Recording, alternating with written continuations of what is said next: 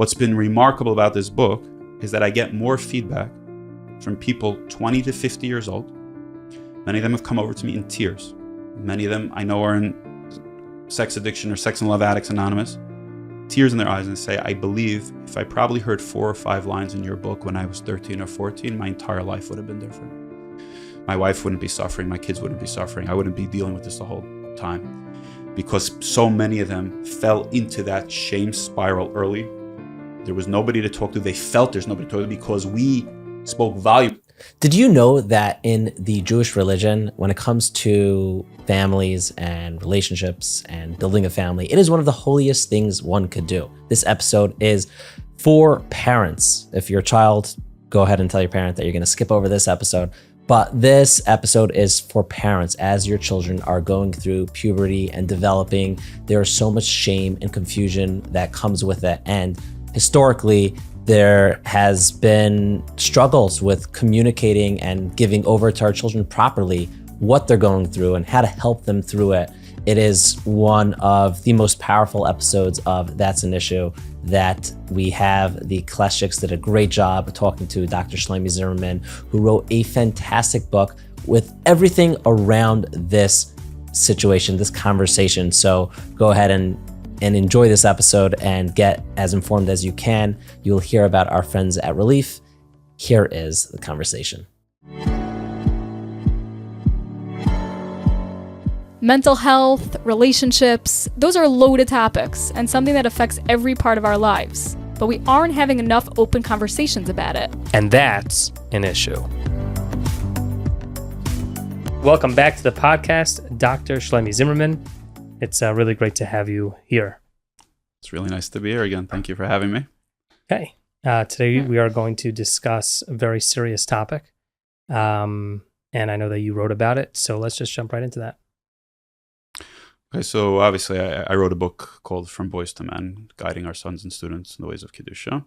And that's a book really aimed at parents. It's for parents or educators. It's not for children or adolescents themselves. It's for parents and educators, and it's to teach them how to talk to children about puberty, development, marital intimacy, and all the struggles that come along during that period of life. And a lot of years went into that, and time, and tremendous amount of input from Gedolei Yisrael, Rabbanim, as well as mental health professionals to try to get it right in terms of the Torah perspective as well as the psychological perspective. Why did you feel the need to write such a book? So that's a very good question. So really, I didn't set out to write a book. This sort of happened pretty spontaneously. I've been dealing with these things for many, many, many years, professionally, even before professionally when I was mentor and base medrash. These are things that have been going on for decades and decades, and this really predates even the internet. We'll talk about that later. But what happened was there were some other materials out there actually that do give some bullet points as to how to talk to kids. Some were designed for parents, some were designed for yeshivas, some were more for the modern Orthodox camp, and some were a bit more in the Haredi world. So I felt that was adequate enough. But really what I kept bumping into were people who were trying to help once kids were struggling, the ways that they went about intervening, from either, very negative kinds of things and messaging to getting super involved in this and, making contests and how to get guys to stop and counting their clean days and reporting this to Rabbeim or things like that. I felt that there wasn't a lot of guidance as to how can you actually deal with these challenges in a healthy, balanced way. And that I feel is the real value out of the book, which is really the second part of the book entirely. Once I was sort of doing it, and Guard Your Eyes had brought me some basic templates of some of the work they wanted to do on that. And I said, I want to really take this from the ground up and rebuild what I think was the optimal in terms of the Torah hashkafa, as well as cutting edge psychological research. And that's how the book came to be. Okay, so let's just jump right into it. What is the thesis of the book and what is it trying to do? The thesis of the book is that parents need to show up for kids. So, which seems like the most obvious thesis in the whole world. But if you think about it for a moment, when do we say is the most challenging times of children's lives? What would you say? in terms of the need for chinuch or guidance. In teenager, I would say. Teenage years. And how much guidance do they get about the most difficult elements of those teenage years, typically? Right. Nothing.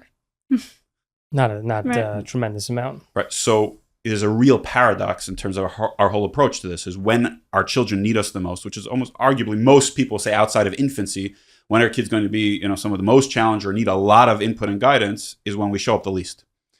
And we sort of do the ostrich thing. I stick my head in the sand and say, I'll walk you down to the chuppah and it's going to be great. All the while knowing we're screaming a whole day about thesis and the internet and technology and filtering and all the hormones in today's day and age. Mum's the word.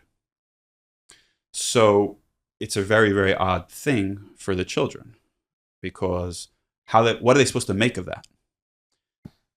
So what kids make of the silence is not a neutrality. It's not, oh, okay, I guess it's just, we don't go there. The silence speaks volumes. The silence for many kids is, this is taboo. This is bad. If I have thoughts and feelings like this, I must be bad. Is the topic bad? Does the Torah just view it as bad? Why am I finding this out from my friend? Are they good, bad? Is the information they're telling me true, false, confusing? My own changing body, is that okay? My thoughts and feelings that are changing, is any of this okay? How are they supposed to grapple with this?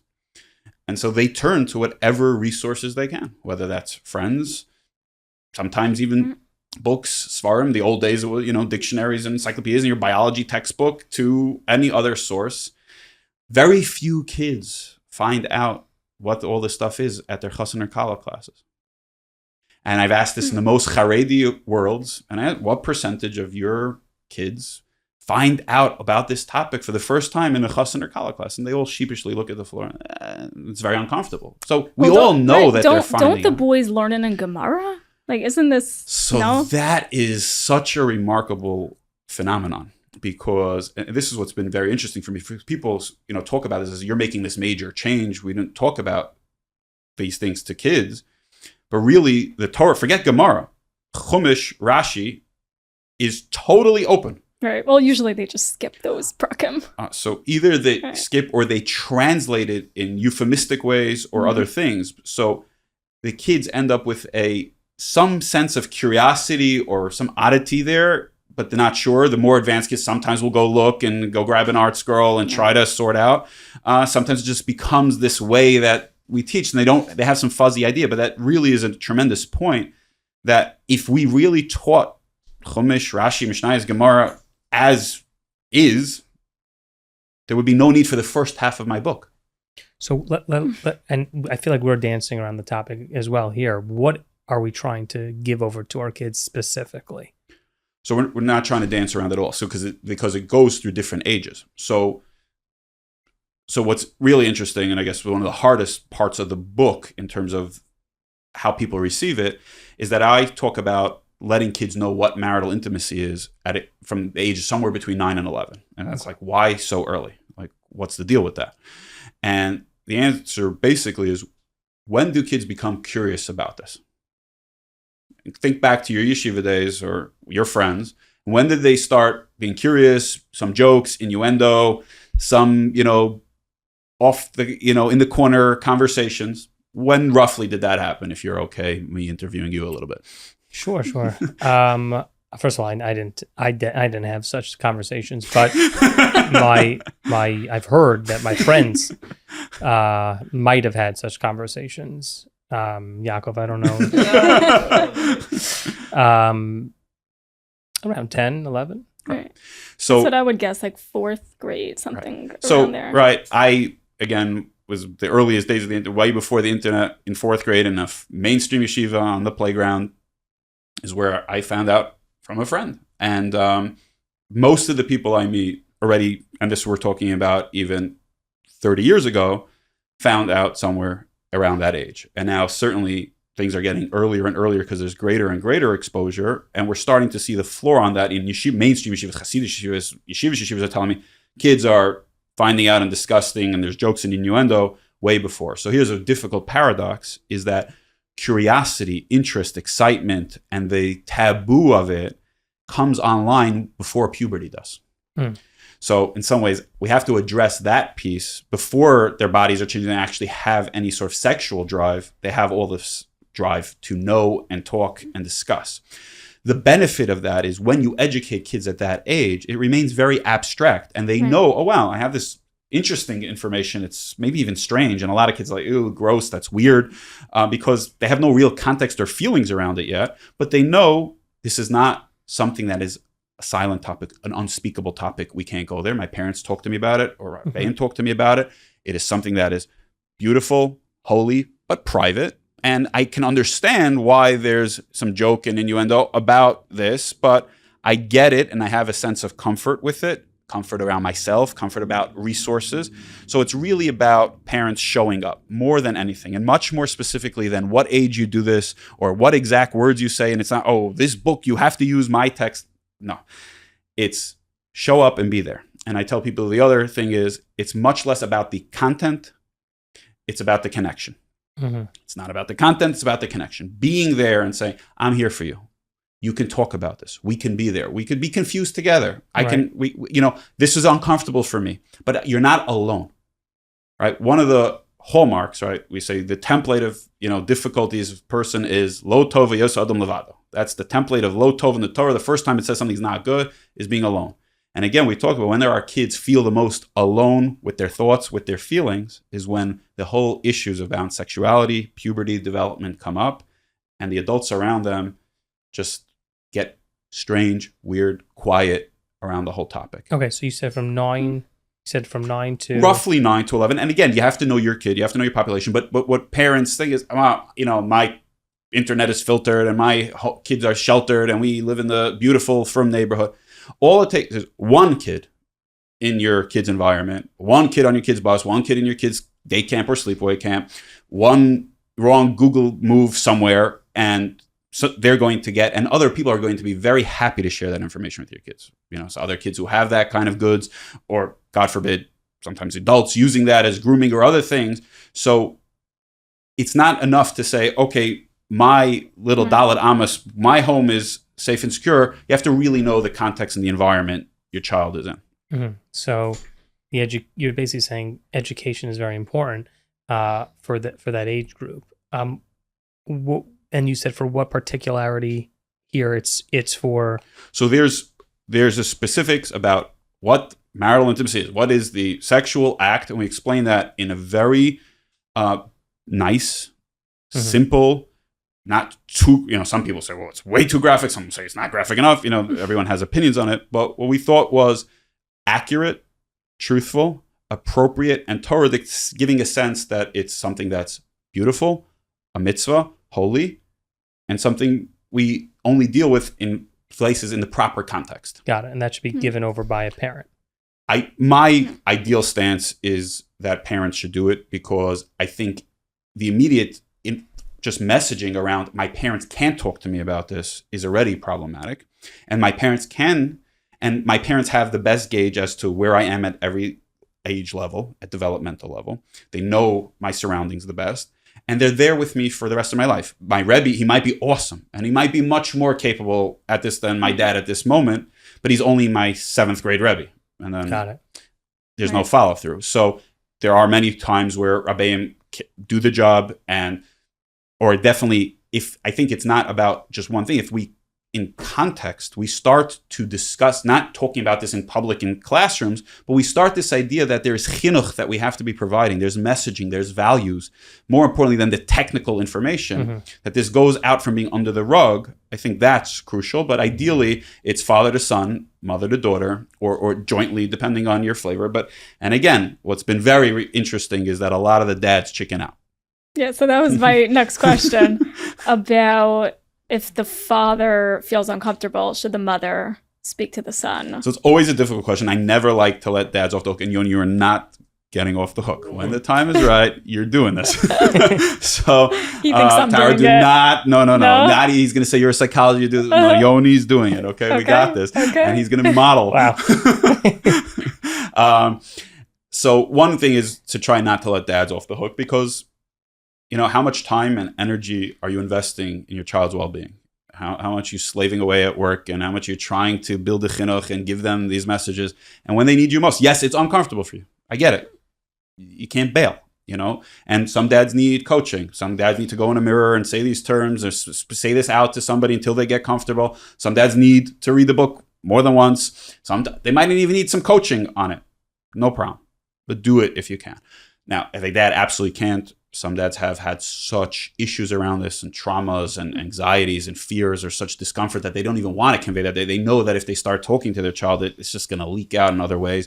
Or I've had many families where the dad is absentee on many levels. That could be emotionally, it could be practically, the mom's a go-to, or just bottom line, the dad's not going to do it. You could give them the best inspirational oomph to do. They're not doing it. So in that case, the mom, or again, that's where you would go to a Rebbe, some healthy adult figure, a trusted, healthy adult figure is going to do this in the appropriate way.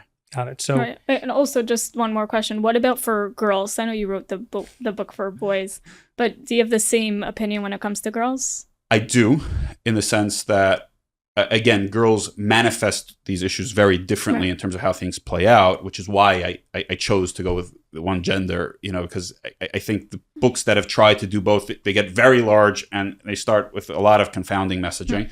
And after some of these specific questions, there's always now, okay, when you're writing the one for girls. And there is also been more out there for girls because people have been forced to talk to girls because they're going to get their period without any preparation. That we learned the hard way was an epic disaster. You know, when that went on, and girls thought they're dying or traumatized or things like that, we learned the hard way, you got to get on board beforehand. So moms have been on board and yeshivas have been on board in terms of educating them. They usually stop around this topic, but I think it's an easier segue, and there are more materials at that. More importantly, this sort of second half of my book of dealing with ongoing struggles and the contextual, how do you put this into hashkafic framework? That the ideas of that, I'm going to have all these thoughts and drives that are not in line with the Torah. Why does Hashem make me that way? Why doesn't Hashem just wants me to have good stuff? So just why are you giving me all these challenges, right? So the boys have very specific sets of challenges. The girls, you're going to have to address much more of the issues. Again, self-esteem is a universal issue, but body image, eating disorders, the whole messaging around tznius, so you need... Right, it's a whole different thing. You need to deal with that. But I guess we're still on the first part. So in the first step, in terms of 9 to 11, just because, giving them that basic again, roughly, education. Girls mature earlier, and again, they're going to hit into more practically these thoughts and feelings and changes. So again, I think for the most part, they're also going to hear jokes in here. They might not be as rambunctious about it as the boys, but also on the maturity side, they're usually also better at taking that information in, and it tends to go a little bit easier. And the moms feel like that went pretty smooth. Dads have, oh gosh, I got to talk to my son about this, and is he going to go joke about this in school now or in camp? And that's part of the messaging we give, that this is not something in any way dirty. It's private and holy.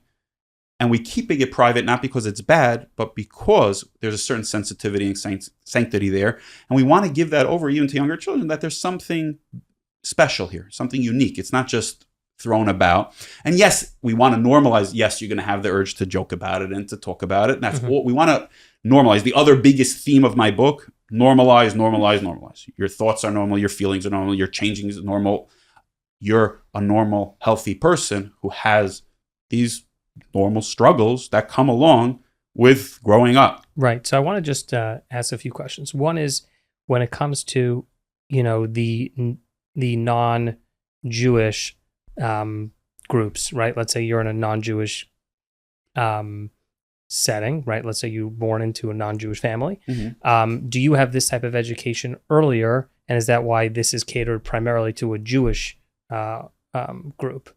Do you feel like that there is a difference when it comes to education, I guess sex ed, when it comes to non-Jews and Jews? And is that another reason for this? Absolutely. So the non-Jewish world has been providing various forms of sex ed for decades. Now, that's a very contested thing in its own right. Liberals and conservatives, should you be talking about abstinence only? Should you be telling them how to do things like that? There's a whole different animal, and there's a whole different value system. They're not talking about how do you not going to be, doing averos or the sins that basically the only outlet a person has for a sexual outlet is in marriage. So that is totally not in the typical secular world. Okay, there are certain religions that have something similar, but the general public school education around this is going to be radically different. But what we do learn, because we don't have much data from the frum world about this, is that a lot of the fears that people have, oh gosh, if I talk about this, will they increase acting out or increase curiosity, or will kids be damaged and fearful of, today some rabbis said maybe kids will be afraid of marrying when they hear this at a young age. The data is overwhelmingly clear that educating kids not only does not encourage increased curiosity and acting out, it's the best deterrent we have in terms of inappropriate acting out and all the other complexities that come along with this. Got it. So the other question I have is, you mentioned a lot of thoughts that kids have, such as, is this bad? Why is this happening? All those thoughts. Let's break those down if you don't mind. So a typical kid who's, getting into puberty and is starting to have different physical and emotional changes and has these thoughts, how would you talk to such a kid? What would you say to such a kid? So the other main components of the book are designed in different parts to deal with this. So then we want to basically preempt everything so that you have education, chinuch, before you enter that stage. So before they're going to have the physical, right? So we talked about the marital intimacy piece when they're hitting, the curiosity is coming online. Then we're talking about the physical changes that are going to change before that happens. So again, that would be like 11 to 13? That would be so the it depends. So you have to lower the floor today. Puberty is getting earlier and earlier. A lot of complex, potential reasons for that. But bottom line, it's getting early. So you have to really just monitor your kid. It's not so difficult. A mom has a sense when a girl is starting to get towards that stage. And with boys, you start to, do you see the voice cracking? Do you have any facial hair? There are some clear markers that give you a sense, are we getting anywhere near the subject? Once you're starting to even enter towards that, you want kids to understand. And a part of a developmental context. What does it mean to go from boy to man? Just think about how to, we talk about this in the book, is ask a kid, what's some simple differences you see between boys and men? And many times they'll say, oh, their voices are different. They have a beard, they're bigger, they're right, all these kind of things. And you help them realize, okay, these are changes that start to happen with something we call puberty. And and we explain what a hormone is, and these hormones change. And now and we go through exactly that you're going to have your voice change, you're going to have hair growth, and we explain not just on facial hair, where you're going to have hair growth, that you need to wash and clean yourself much more often. You're going to get sweaty and smelly, and we can talk about deodorant and showering more and self-care. And then we'll get to actually the specifics of each, again, boys and girls being different, what actually changes in your genitalia and your bodies that is allowing you basically to become a father or a mother. And we go through the details of what that is. And again, it's very scientific. Right. There's no rah-rah or intensity around it. So it's very down-to-earth, sciencey, and from a Torah perspective also. And again, that also goes depending on what context you're in. If you're comfortable and you speak often in the Lashon HaTorah in your family and in your house, and you learn with your kids, that's the ideal way to do it. But if that's not how you do this, using the English secular terms. But either way you go, the kids should know what the Torah terms definitely are. And if you're only going to use the Torah, at least once use the secular terms. So when they hear this from others, they know what they're dealing with. Got it. So once a kid has these, goes through that stage and now is dealing with some of the stuff, I want to know what you would say to such a kid or a parent who knows that their kid is thinking about certain things, and how to address that, how to work those thoughts. Okay, so let's go back. So what happens is you start to enter puberty, and you don't yet even have necessarily thoughts or feeling like the boys are not feeling, oh, wow, attracted to girls yet. But as they start, we know that that's coming down the pike. So when we know that that's coming, then we do that section on that, hey, guess what's also going to change is not just your body, but your feelings and what you think is interesting. And most of the guys I'm going to think of girls, I'm going to have some positive feeling, like, ew, why, what? And for them, it's confusing. And so we give a little bit of education that just to know what's down the pike. And as they get there and the lights start coming on, we explain to them. Hashem made it in a way that you change, and a boy will become interested in being together and touching and wanting to be together and wanting to talk with members of the opposite gender. And we can actually explain that is why in the From world we are so careful about separating genders. Why? Because we're going to have these urges, and we're going to have the urge to be together, and those thoughts and those feelings are 1000% normal and appropriate. And actually, if you don't get those thoughts somewhere by the time you're 15 or 16, that's a concern. So the healthy, normal thing is for you to have all these thoughts and feelings, and then we even go further. We'll be right back this week's episode, but first we want to tell you about our friends at Relief. If you personally are going through a mental health problem, a struggle in life, and you don't know who to call, well, Relief is there. They are a free service where you could call them and they will help direct you to the proper psychologist, psychiatrist, or any mental health professional that fits you. They don't just link you up with someone that is solving the challenges you're going through. They actually get to know who you are and pair you up with a personality that matches and fits you and helps you. If you want to give them a call, you can call at 718-431-9501, or you could go on their website, reliefhelp.org, or you can send them an email at info@reliefhelp.org. You're never alone. Relief is there. Now, back to this week's episode. No, you have a chapter calling sick versus sinful versus sick. Right, So I'll talk about that in a moment. But what we're explaining to them is, just from the outset, you're going to have all these drives that are against the Torah laws. The Torah says you can't speak to, you can't touch, you can't get enjoyment from the opposite gender. And yet that's all going to be normal. So we're helping them deal with, and then so why on earth do I have this collision? Mm-hmm. And we explain that both, again, what's changing for you on an emotional, psychological level, and what hashkafically, that this becomes a growth-oriented challenge for your life to deal with this. And again, not to become obsessed or guilty or ashamed of it, but to be able to have a great, healthy, positive life while knowing that all of this stuff is going to be a major element of your spiritual challenge and struggle and development over. So how do you work? lifetime. I think that's a big deal. How do you balance the shame and the versus understanding what this is and how it's going to be used in a positive way? I think you said that, but how do you actually implement that? I think Yeah, a lot feeling like it's normal, but then you're also being told it's wrong. Right. So there's and a lot you're supposed of to believe it's wrong, right? Meaning in the wrong context. But then you're also supposed to tell yourself it's normal. It's very hard.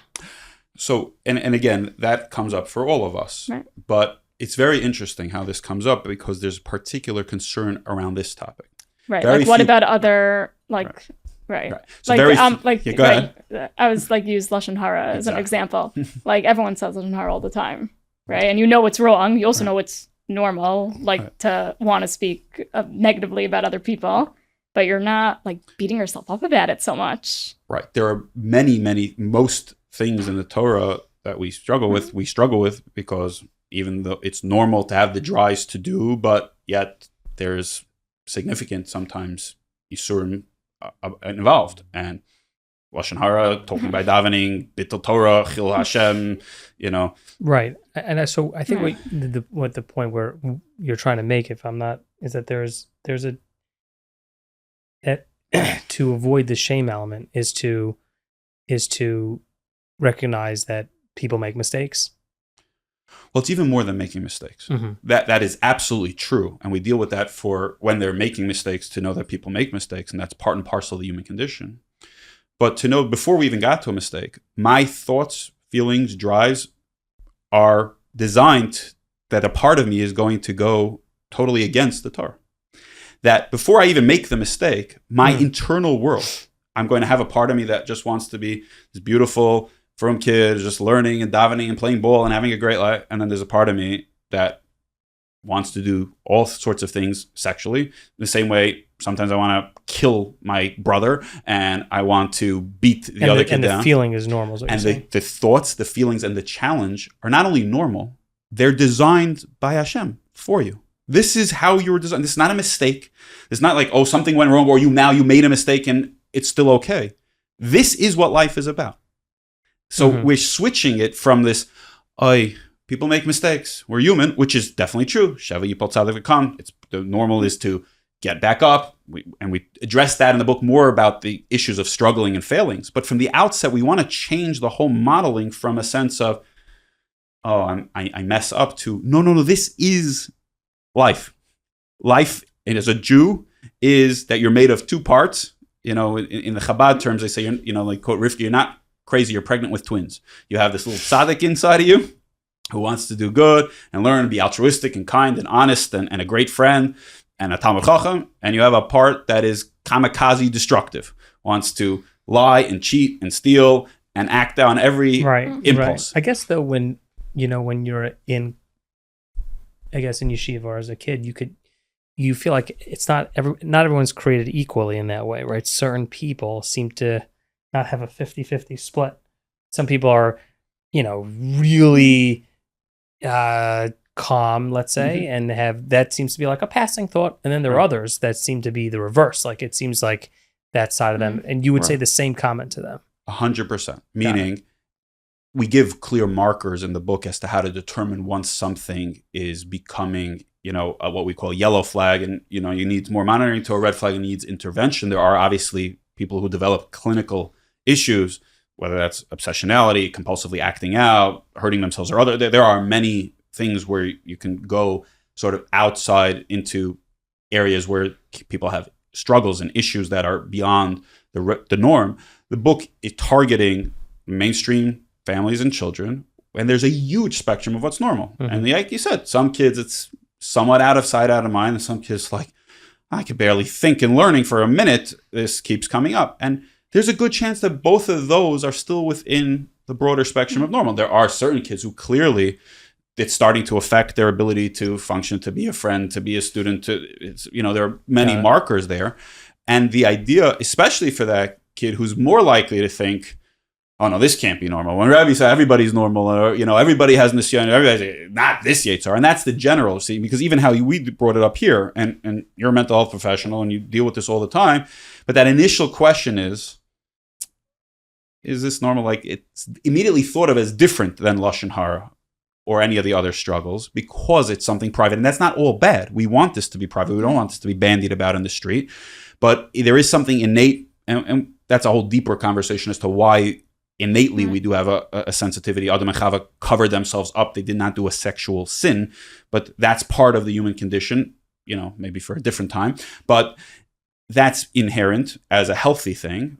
But there are also unhealthy associations of like, oh, this is a whole different animal. And that's exactly, another critical thesis of the book is let's put the entire puberty, struggle, fantasies, thoughts, actions back under the entire rubric of Torah value system, of hashkafa, of what it means to have a Yetzer Hara and a Yetzer Tov, and to have a battle internally, and to have these two different parts of you.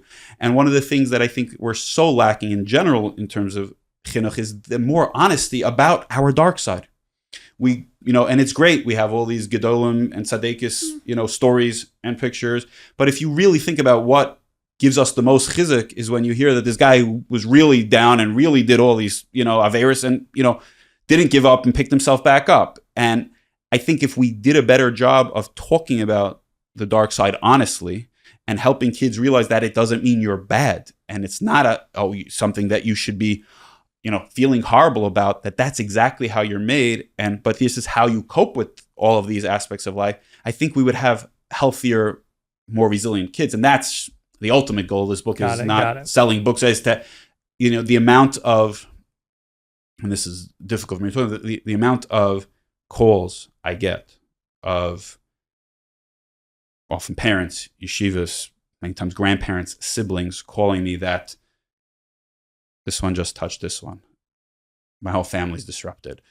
All the kids have been sexually acting out and exploring. I just stumbled across that my kid has this pornography addiction. Oh, some adult just used this information to groom them. Right.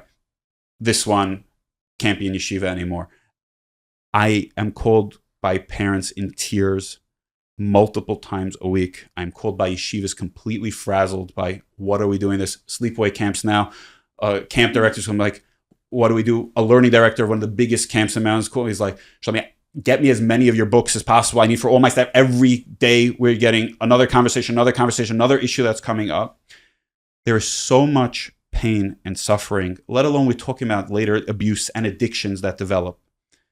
Just preventable stuff. That if we actually showed up, we were actually gave over these messages, I don't know what percentages we could reduce, because sexuality has been a second biggest problem in Judaism after Avodah Zarah. They were able to get rid of Avodah Zarah. This one they cannot get rid of. It's here to stay.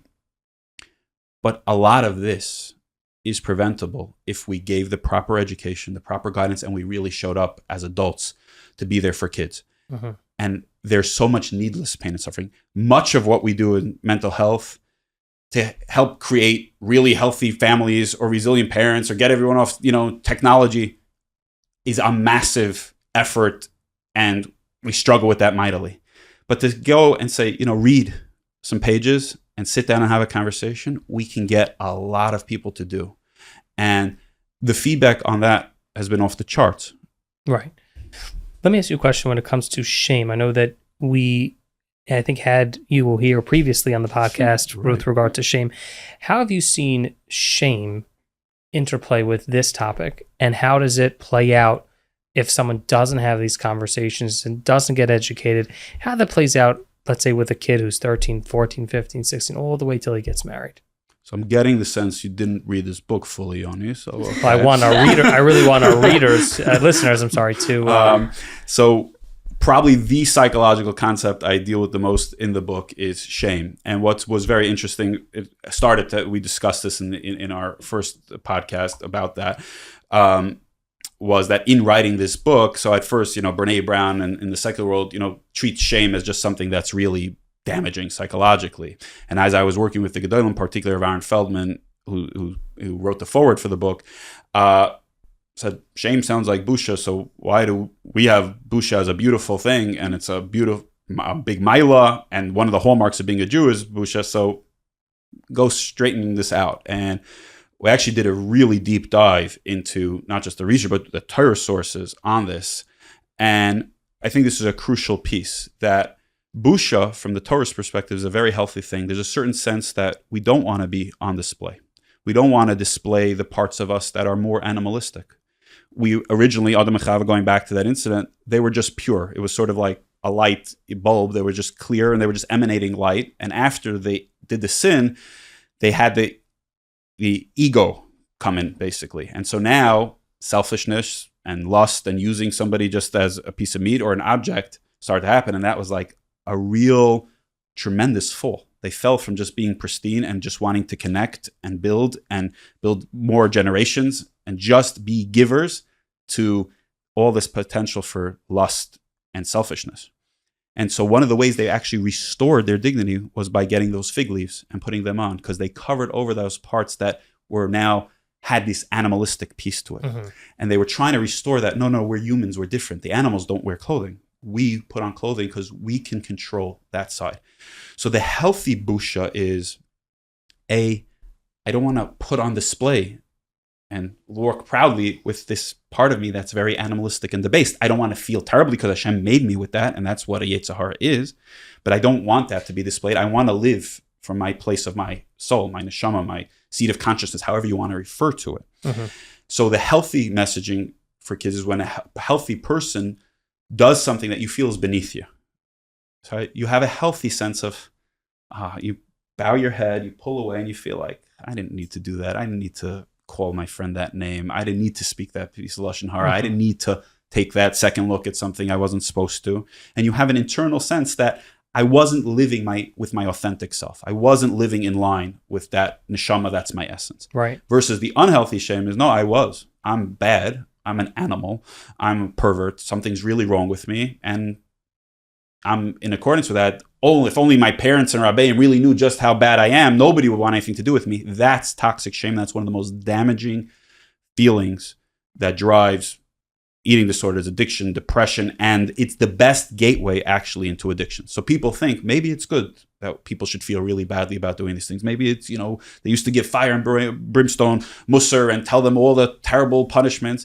And what we know is if you feel really badly about yourself, not, again, I did something that's beneath me, but I'm lowly, I'm degraded, I'm bad, I'm perverted, etc., that is actually the best way to create compulsivity and addiction. And in this format, how would that play out? Let's say. So what happens is exactly this kid with no education. So the silence spoke volumes to him. This is taboo. This is not okay. He starts to have these thoughts and feelings. What's wrong with me? Why am I having these urges? Why am I looking? I heard that's not thesis. I must be, like you said, am I that kid who's different than all the other? I don't see the other kids talking. I don't hear anybody talking about this. Something may be really up with me. He goes and tries to find out, what is this stuff? What's this information? He might even look in a Kitzur Shulchan Aruch and see some really graphic punishment and think, I'm really a terrible person. Or let alone if he goes on the internet and then he finds pornography or something, he says like, oh, there's a whole world of this, but I feels really good and exciting and I feel really terrible, but I can't tell anybody. I must be the only kid in my yeshiva. My learning is a joke. My davening is a joke, right? I'm this Jekyll and Hyde. I'm pretending to be this Ben Torah, this good boy at home, and really I'm this creepy guy in the bathroom with my device, sneaking somebody's device. And you start to have a split sense, and you start to sense that the real me must be this bad kid. And then you try, no, I'm going to get off of it, and I'm going to go away from this, and I promise I'm not going to do it again. They break devices, they throw them away, they take a Kabbalahist, but what happens now? You have all these bad feelings. So what do you do as an outlet, or to numb, or to escape, or to feel pleasure? You go back to it. And then you say, oh, must be, I'm not really committed, or must be, this is the true me. And you enter what we call the shame spiral. And again, that is the most horrific and most potent way to end up in this vicious cycle of feeling horrible about yourself, thinking that if you only felt more horrible, then maybe you would really stop, and then trying to fix it with no education and guidance, finding how bad and perverse you are, and rinse, repeat, and then you end up full blown with people who are in enormous amounts of pain. And one thing I did not expect from the book is, my mind frame was talking to the kids. So I knew, because I'd done these conversations hundreds of times in my office and had other people do them, that one of two things tended to happen. Parents would often say, okay, Shloimie, that conversation went a lot better than I expected. That was the standard. The second thing was really nice, when people would say, when I finally showed up, strangest thing happened. A week later, my kid started telling me about being bullied. My kid told me the craziest thing, that somebody came over to them and actually tried to show them something inappropriate. And they said, no, absolutely not. I know all about this. And it started to open up the relationship on a whole different level. And that also made sense to me, because when the parents were more honest and more authentic and showed we can deal with the difficult stuff and the real stuff that's in your life, it's kamayim pan upon. The kids reflected that. Right. And Reb Shmuel Kametsky said, if we're going to be open with them, they'll be more open with us. That I saw was great. What's been remarkable about this book is that I get more feedback from people 20 to 50 years old. Many of them have come over to me in tears. Many of them I know are in sex addiction or sex and love addicts anonymous. Tears in their eyes, and say, I believe if I probably heard 4 or 5 lines in your book when I was 13 or 14, my entire life would have been different. My wife wouldn't be suffering. My kids wouldn't be suffering. I wouldn't be dealing with this the whole time, because so many of them fell into that shame spiral early. There was nobody to talk to. They felt there's nobody to talk to, because we spoke volumes about, right? Did anybody in your life tell you, don't come talk to me about this? Right, no one would say that. Nobody ever said, don't come. Right. But how did we all know not to go talk to adults about it? The kids pick up what we're ready to talk about and what we're not, and what we bring up and what we're not. And there's been generations, and that predates the internet, where these kids picked up these messages, and that led to so many unfortunate, whether they were acting out in themselves, and who knows how much acting out between kids and between adults and children, and catastrophic. Interesting. So I want to ask you a question with regard to something you said earlier, which was kids who do these challenges, almost, to not watch or do certain things for a certain amount of time, and then they, they have like a check, whatever it is, a box, whatever that is, and you made. I almost heard from your voice that you don't like such a project. Right. So one of the things that's really remarkable about this, but it's true of many things, like it's the famous psychology line, try not to think about a pink elephant. No, really, Yoni, try not to think about the pink elephant. What are you thinking about? Right. So anything that involves thoughts or fantasies or things just pop in your head, the more you focus on them, the worse they get. So I want to clarify the question, though, because I understand what you're saying. But when you say, let's say to get in these, these competitions or the challenges, So what specifically is the challenge? Is the challenge to say no internet for a month, or do not think about sexual things, or what is the thing challenge? that were some of the troubling things to me were obviously the ones where they, you're going to get a punishment or something negative, or going to learn, spooky and scary things about the sin. That causes a lot of damage. Then what some people even felt, let's say on the positive, if you don't slip up for 3 weeks. What does slip up mean? I just want to be clear. Don't, whatever that means for that Rebbe/kid. That could be, most of the time it meant don't masturbate. Sometimes it meant, don't look at porn, something of that nature. Again, somewhat designed with that struggle and, trying to be positive about it. But what happens is, the person has to focus. Okay, am I doing it today? Am I not doing it today? Do I do it? Am I going to be honest with my Rebbe? Am I not going to be honest with the Rebbe? One of the things that is remarkable, because aside for sort of the secular research, I have about over 100 pages of Torah sources from across the spectrum, from Litvish to Hasidish, more recent. And certainly in the last 50 years, the vast majority of both Litvish and Hasidish Gedolim said that the most important thing is what we call Hesech Hadas.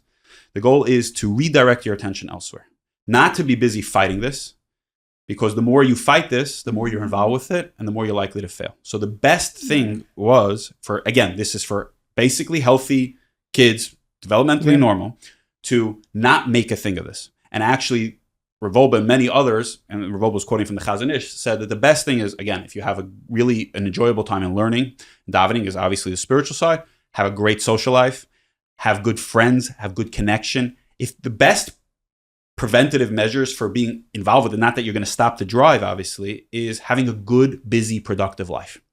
And the more we emphasize, be happy, be productive, be connected, learn well, down well, play ball well, right? That's the main focus. Now, is there a need when somebody becomes very involved in this for that good? But most of the time, I don't want people with no training administering those kind of things. So that's where I want them to then consult experts who know how to deal with this and can design the best programs to help people off. And many of the time, what we're dealing with at that point, once it becomes really compulsive and it's happening regularly, it's really damaging their ability to be a good friend, to learn yeshiva properly, etc., then we're usually dealing with other underlying emotional issues. Got it. Okay, so another question I had, if you don't mind, I know I have a lot of the floor That's here. okay, go. Is we when it comes to, let's say, masturbation. So for kids that are in high school, going through puberty, obviously your book discusses it at length, and I wanted to know for the listeners, who have not read the book yet, what your view on when it comes to this is a very sensitive topic. A lot of yeshivas don't really discuss it so much. So I want to know what your thoughts are, A, with regarding the education behind it, and B, how to deal with this particular issue. So again, that's the main thesis of this. First, in terms of education, we're actually going to talk about the urges. We're going to talk about wet dreams. We're going to talk about the struggles around masturbation, both before those things come online, and we're going to talk about them once we sense that kids are grappling. We're going to talk about slips and setbacks and dealing with the falls around this challenge. The education on this, particularly in yeshiva, is very complex because, for the most part, we don't talk about these things publicly. And again, that's not because of the taboo, because of the sensitivity and sanctity. Right, correct. So, and again, it also becomes complicated. Are parents comfortable with the Rabbeim talking about it? Not. They have that, right? And do you have that go-to Rebbe? Many yeshivas have that go-to Rebbe where all the kids know, okay, if you're online to speak to him, it's because you have kedushah problems, right? And there's something good about that. There's something complicated about that, beyond the scope of this talk. But I do think, again, 1982, so before the World Wide Web, Revolba in Eretz Yisrael already wrote, and I'll say it in Hebrew first, Roiv Rubam Shel Tzeirim Nichshalom Bezeh Ve'enim Yecholim Lizgaber Al Zeh B'Shum Ofen. The vast majority of youth are falling into masturbation, and they are not able to overcome this on any level. Now, if I were to say that, it would be blasphemy. Revolba 1982, before the internet, what would he say with the advent of what's going on outside and smartphones that you can take in your pocket? So And he says we need intensive chinuch around this. Now, that chinuch doesn't mean we talk to everybody, berabim, and we make a whole thing about it. But parents need to do it, and rabbeim need to do it on the back end, but in a healthy way. The education has to be, this is a struggle that's here. It's perfectly healthy and normal. Here are some good ways to calm down. And we have, a toolbox section in the book of, here are things that don't increase thoughts, but are good outlets to do, from learning davening, exercise, to deep breathing, to mindfulness, to gratitude list, to other things that build self-esteem and build ways of distracting and feeling good when you're a yeshiva bacher and you know that you're struggling with this and you're going to go listen to some kosher music or kosher entertainment. That's a mitzvah. I tell a lot of my patients, you should make a hini muchanim zuman on this, because otherwise you'd be doing an avera. You're going to try not to do an avera. That's unbelievable. So if we went from our kids feeling not just ashamed and guilty, but our kids feeling like heroes, right? You're our SEAL Team 6. Who in the world today is trying to keep themselves, forget moral, holy, to try not to lust, to try not to act selfishly, to try not to masturbate, to try to keep themselves for marriage, to try to keep the sanctity of a relationship that it should be for bonding and for childbearing? There's a 0.00001% of the world, and you're them. And you're fighting the biggest battle in history, right? All of these kids are having the nisyonis of Yosef HaTzadik. We call him Yosef HaTzadik of all of Torah, right? So if we celebrated our children, we helped be mechanech them that not only is this not taboo, you guys are heroes. You guys are tzaddikim. This is incredible. Anybody who's even battling, and let alone you fall, yes, but you got back up and you're continuing in this war in today's climate, you're our hero. Like yesterday was, independent. We should come back and celebrate, with fireworks. That's the real messaging. If we gave that messaging to kids and we took this out, not only out of the shadows, but we help kids, and like Rav Hutner's famous letter, he says, you're much more similar to the Gedolim, not when I never speak Lashon Hara. I don't have any taivas. I don't have any struggles. I don't have any lust or jealousy or anything. When you're getting knocked around and you're falling and you try not to look, or you looked and you fell down and you're trying to say, okay, forget my learning and davening. I'm a bad kid anyway. Just do it another 12 times. And you keep getting yourself back up. That is when you're closest to the Chafetz Chaim, to Yosef HaTzadik. The more that our kids had that messaging, and not just about Bittul Torah, but about the dark side of their personalities, these drives and all their drives for jealousy and competition and, all of these things, the more they felt, when I battle with that, these are heroic moves. I'm a spiritual hero because I'm a spiritual warrior. Right. I think that would change the landscape dramatically. And I think not only would we prevent pain and suffering, which is an amazing thing that we can absolutely do, I think we would build a much healthier, more wholesome set of children who ultimately then go into marriages. Now, the kids who their experience about sexuality is guilt and shame and toxicity and up and down and this taboo, and I have to talk to this special Rebbe about this. Now, marriage is beautiful. Yeah, the chassan class is beautiful. For the last 15 years of my life, it's been terrible and Gehenna for me, and now it's lofty and beautiful. And you think that none of that pervades our marriages and our bedrooms and the messaging we have around this? None of this is why we as adults have such a hard time talking about this, just because of thesis, how much baggage there is. We can not only make this not something that's full of baggage, we can make this something that's what it really is. It's the most beautiful thing. It's the only religion that we uplift the body, we uplift the physical. We don't denigrate it and say, no, you can't get married, right, be a priest, right? No, this is the first mitzvah in the Torah is Pru. Our bris of being a Jew is on the Aver HaBris. It's on this part of the body, because this is what marks us, you're down. This is what marks us as special, holy. You're fighting this battle. You're my army. You're going to stay just to have a real deep bond and intimacy and connection and love that's based on giving and positivity, and then bringing other lives into the world. That is glorious. And I think if we did that, not only would we prevent illness, but we could increase health and positivity and happiness and joy in our homes and in our children.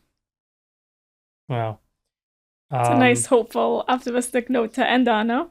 Yeah, we could end here. I just want to throw in one more question. When it comes to the secular psychology, right? Secular psychology, I don't even think views many of the stuff we discussed today as being a problem, right? Masturbation, pornography, thoughts. Many of the stuff is celebrated as just part of, the human condition. And as long as it's not impeding on your ability to function, which is basically you work, you eat, you have a friend, all this stuff is completely normal. So do you feel as a therapist in this particular space, do you feel like there's that conflict between the secular view of this topic and what we're discussing today? Absolutely. I think this is one of the places where much of what's in the secular world and somewhat in the secular psychology world is antithetical to our value system. Mm-hmm. So, right, in some ways, there's a certain sense of, sex is just for pleasure. It's a hedonic thing. It's just a physical thing. When I was in graduate school, they even brought in people who would talk about using pornography in the marriage. And I even asked them, aren't you bringing a competing stimulus? No, as long as it's okay, it's beautiful. So now, again, I don't want to talk for all of secular psychology, but actually in the book, I was going back and forth whether to include this, but I actually outline an entire table of the different values that the media, particularly more than psychology, but the media is portraying out there. There's no, you should strut everything. Everything should be seduction and sex sells and these kind of messages, and everything should be airbrushed, and everything is just, you don't like it, move on, discard it. So we not only have different value, we have opposite values, and almost any value you see in terms of the media is exactly opposite of what we do. That this is not about love at first sight, and it's not about just the physical. There's a person there, there's a spiritual connection, and spiritual isn't this mystical thing. We have this bond together. We care for each other. We're dedicated. We're committed. We're honest with each other. We try not to bring competitive other things into our relationship. We try to stay wholesome and connected. I think that so often we're playing defense, or we're just pretending they're not getting bombarded with those messages. And we need to go and articulate our value system much better. We're doing a lousy job that most, people today are learning maybe what, these values are from Jordan Peterson. Right. Rather than us as frum Jews, as Rabbanim, as parents, as community leaders, articulating, we have the best, we believe absolutely that this is not just some spiritual thing for the next world. This is the best way to live in this world. And we have something much better to offer you. It doesn't mean it's easy. The same way going to the gym is really hard, but it's really healthy for you. This lifestyle is not just, you'll get olam haba. You want to have the best life, the most authentic life here. You want to have the most connected, intimate. You want to even have the most real pleasure, which isn't the physical, that deep sense I'm living a life of meaning and purpose and connection and yedidus, of closeness and friendship with myself, and especially my spouse.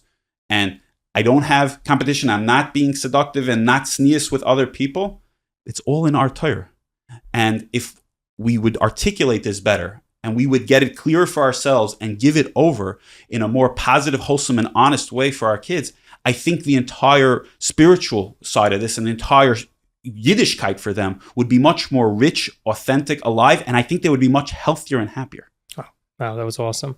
Thank you so much for joining us on the podcast. It's always a pleasure. Thank you for having me.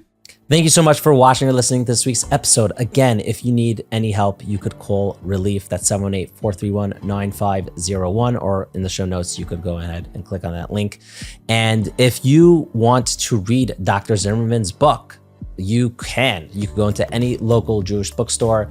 They are selling it there. But if maybe they're out of it because it's so in need and maybe it's out of stock, you could go ahead to livinglechaim.com/Dr. Z. That's DRZ. And there you can get the book for a special subsidized price of $18. And if you're in America, that's includes free shipping, $18 for the book.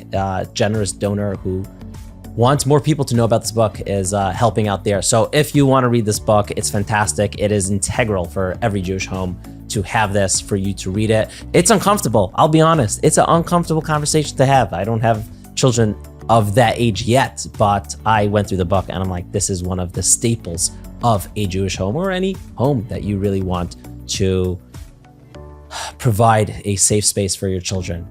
If you enjoyed this episode, go ahead and share this with someone that would enjoy it. If your wife would enjoy it, if your husband would enjoy it, your cousin, whoever it is, go ahead and share this episode. If you have not yet rated us 5 stars on Apple or Spotify, go ahead and rate us 5 stars. And if you're watching this on YouTube, you got this far in the episode, I want you to use the code word powerful in the comments. We go through every comment, and Yoni and I give each other high fives when we see that.